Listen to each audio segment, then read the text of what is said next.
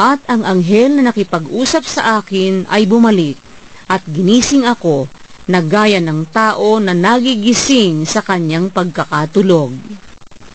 At sinabi niya sa akin, "Ano ang iyong nakikita?"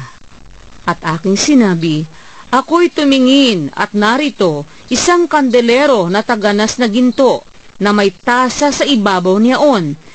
At ang 7 ilawan niyaon sa ibabaw, may 7 tubo sa bawat isa sa mga ilawan na nasa ibabaw niyaon. At may 2 puno ng olibo sa siping niyaon, isa sa dakong kanan ng tasa, at ang isa'y sa dakong kaliwa niyaon." At ako'y sumagot at nagsalita sa anghel na nakikipag-usap sa akin na aking sinabi, "Anong mga bagay ito, Panginoon ko?"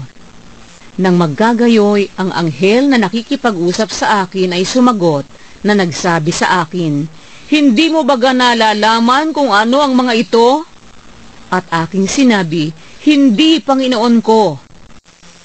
Nang maggagayoy, siya'y sumagot at nagsalita sa akin na nagsasabi, "Ito ang salita ng Panginoon kay Zorobabel na sinasabi, hindi sa pamamagitan ng kalakasan ni ng kapangyarihan, kundi sa pamamagitan ng aking espiritu, sabi ng Panginoon ng mga hukbo. Sino ka, o malaking bundok, sa harap ni Zorobabel ay magiging kapatagan ka, at kanyang ilalabas ang pangulong bato na may hiyawan, biyaya, biyaya sa kanya." Bukod dito'y ang salita ng Panginoon ay dumating sa akin na nagsasabi, "Ang mga kamay ni Zorobabel ay siyang naglagay ng mga tatagang baon ng bahay na ito. Ang kanyang mga kamay ay siya ring tatapos, at iyong malalaman na ang Panginoon ng mga hukbo ay siyang nagsugo sa akin sa inyo.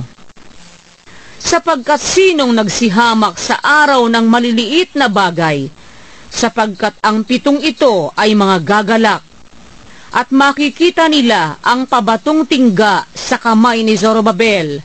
Ang mga ito'y mga mata ng Panginoon na nangagpaparoot parito sa buong lupa."